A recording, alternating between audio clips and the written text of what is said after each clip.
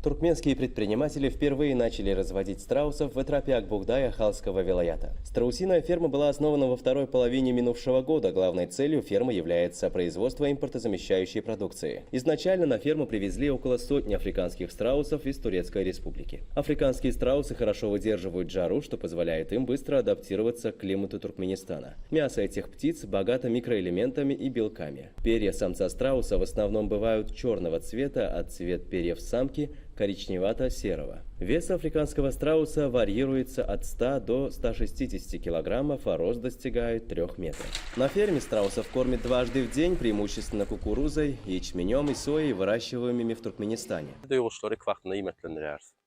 Yoguşları artık qimetlendirilen ýagdaýynda olaryň ýumurtly önümçüligi peselmek bilen bolýar. На ферме общей площадью в 5 гектаров созданы все условия для разведения 10 тысяч страусов. В настоящее время на ферме имеются около 1000 птиц, 600 из которых являются несушками. Специалисты фермы в среднем получают 80-85 яиц в день.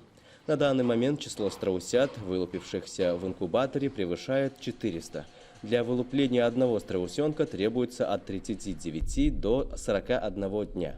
Его вес равен 1 килограмму. По истечении 6 месяцев после вылупления страусят перевозят в специальные помещения длиной в 45 и шириной в 5 метров. В каждом из них находится 5 страусов, что позволяет птицам свободно чувствовать себя в помещении. В настоящее время на ферме продолжается работа по приумножению численности страусов. В будущем планируется обеспечивать внутренние рынки страны страусиным мясом и яйцами, а также экспортировать их за рубеж. Помимо этого планируется наладить сотрудничество с кожевенными предприятиями Туркменистана для производства страусиной кожи.